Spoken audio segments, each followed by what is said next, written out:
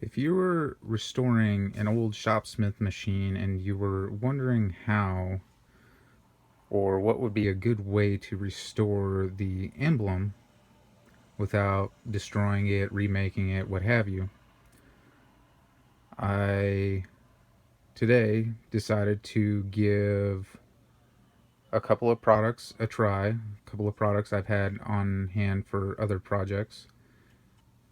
They are Brasso and Flitz metal polish. I first tried the Brasso, which worked really well. I was surprised at how well it worked. You can see here in the top half, that's where I used the Brasso, but at the same time, it removed quite a bit of paint. Now, not enough paint to have gone all the way through to the metal underneath, but still quite a lot of paint. More paint than I would like. Now, down here, this spot, I use the Flitz. And as you can see, there's not a ton of paint. At least not as much paint as what the Brasso was taking off. If you have an old woodworking machine, metalworking machine, and you want to restore the emblems or polish anything up, especially if it has paint on it like the Shopsmith emblem here, go ahead and give the Flitz metal polish a try. It's great stuff. I like it. Now here I'm going to give you a short demonstration of using the Flitz metal polish with an ordinary Q-tip that you might have in your home. Now all I do is take a little bit of the Flitz polish and put it on the end like so, and then gently start to polish the surface, and it actually works quite quickly. So it's not all that labor intensive. It's not like finding the time and motivation to go outside and give the car a good wax job. Now you can already see the paint brightening up and these marks being rubbed away. And I'm just doing circular motions. Again, just being gentle, not rubbing too hard. I'm letting the Flitz polish do the work for me. And there. That spot is not quite done, but done enough for this demonstration. Now I'm just going to take a clean spot of paper towel and rub this out a little bit, rub the Flitz off of there. And there you can see that's pretty well clean. Now for getting into some of the smaller details, like in these areas down here in these smaller letters, I have these small pointed cotton swabs. These are generally used in the hobby market, building scale models and things of that nature. You can find these at hobby shops, or if there's a craft store near you, odds are they will carry some of these. And the process for cleaning in those little details down here is the same as using the regular household Q-tip. But what I would do first is use a regular Q-tip and rub all around the lettering and inside, and that will clean up the majority of it.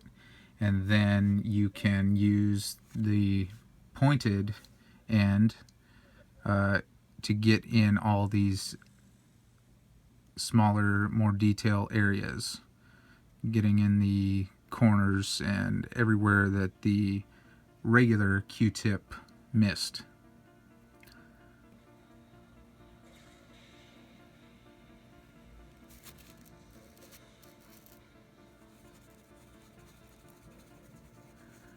So like I said, just rub the regular Q-tip all around the lettering and get as much of the area polished as you can before going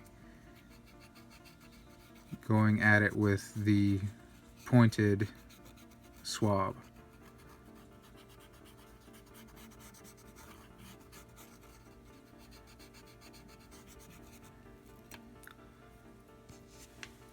So now we'll just rub this off and we'll see where we're at.